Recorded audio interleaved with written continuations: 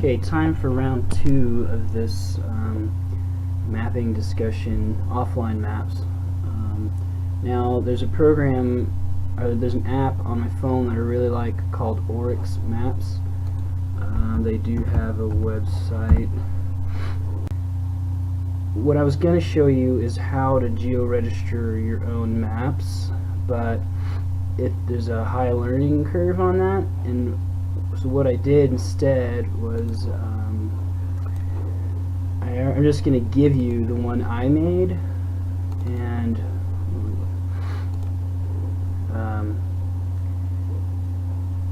the one I made encompasses 11 quads, which is this is about 650 square miles. You can see the springs. So there's 1, 2, 3, 4, 5. There's 11 quads. It's a really big area.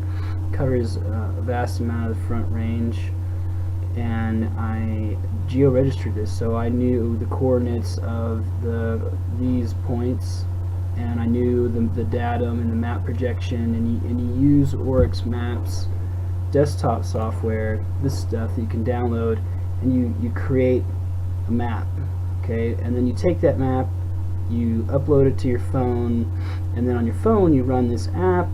The app sees the maps you made, and since you geo-registered them, it comes up with a GPS reading, and it actually shows you exactly in the map where you are. It's correct. So what I'm going to do is show you how to do that. Now I will post the file somewhere so that you can download it. First thing you want to do is, I'm plugging my phone in right now. First thing you want to do is download. Go to your app store. Oh, and I think this is Android only. I don't know if there's an iPhone equivalent. There probably is. I don't think that Oryx Maps is on there, but we might be able to find a workaround or something if you PM me or something. So once you download the file and you've plugged in your phone, a lot of phones have two storage devices. They have an internal memory, and then they have like a little removable SD card. I know that this app installed itself on the internal memory, so when I scroll down I can find Oryx Maps right here.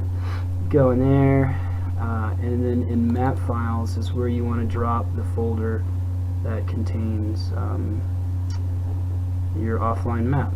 And you can see it took me 5 tries, and Flexible's 5, and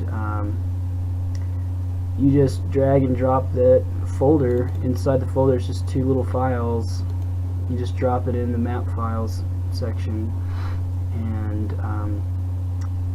and then you open up your app. Okay guys, this is the second half. So now you should have already installed the app, transferred those files over to the map files section, and now go ahead and start the app. Now what you want to do is, there's an icon at the top right, looks like a little map of the world. Select it, click on switch map. Now you have these options in the top left, either online maps, and that's stuff that you need a data connection for, and then there's offline maps, which refers to the maps that are on your device. Now if you should see in Flexible's 5, if not, click on the top right, there's a little refresh arrow, and hopefully it comes up this time. So selecting Flexible 5, there's the map. Now there's these 2 little arrows, one on each side. Select that guy, and then the top one is to turn on GPS tracking. And let's see how long it takes my crappy tablet to find me.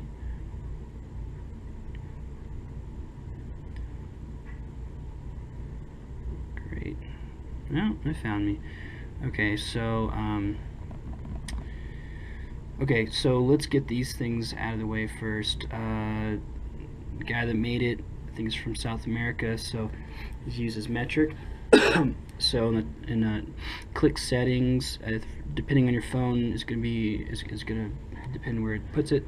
For me, it's up here. settings, and you'll go down to units, and you just change all these things from kilometers to miles per hour, feet, whatever you're comfortable with.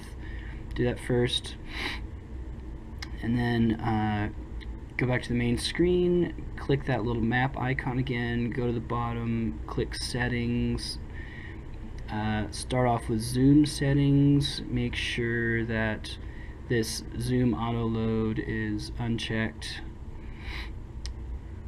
and then down here this relief map, uncheck that, and then there's a couple more. Oh, this auto load maps, check that and make sure you check never. What that does is when you're moving around and you kind of get to the edge of your map, it'll automatically switch to another map. It's really frustrating. So now we got those things nipped in the bud. Now let's talk about the layout here. So you've got the GPS tracking, that's turned on. The next one down is this little red dot. That's to record your track if you want to record it. This little hand thing is so that you can kind of scroll around a little easy when it's, and up here in the status it tells you the things that are turned on. So right now the GPS tracking is turned on. If I click the hand, it'll show the hand. When you have it off, it kind of does this measurement thing, and it's okay, but sometimes it's nice not to have it. The next one down is this nifty, like, there's many sensors on your device, and here's some metrics, and you can click different ones. Here's your compass and horizon thing, and there's a couple other sensors, but you don't use those too often.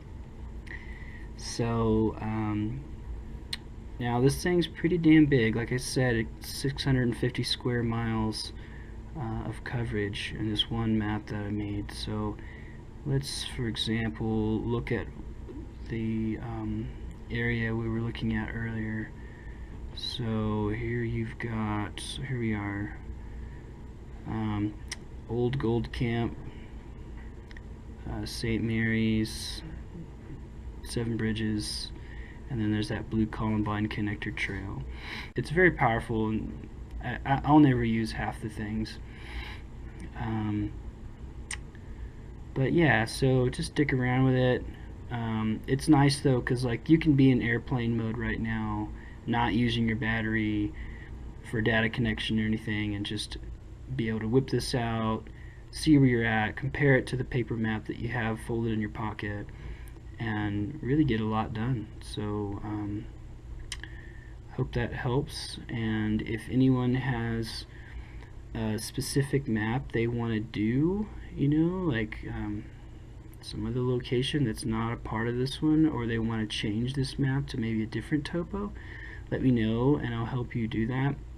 It's pretty complicated to create your own map if you haven't done it. I don't feel like the desktop side of the software where you create all this stuff is very intuitive, but I've got it pretty dialed now, so if anyone wants to make their own, just let me know and I'll make another video or show you in person or something. So cool, thanks guys.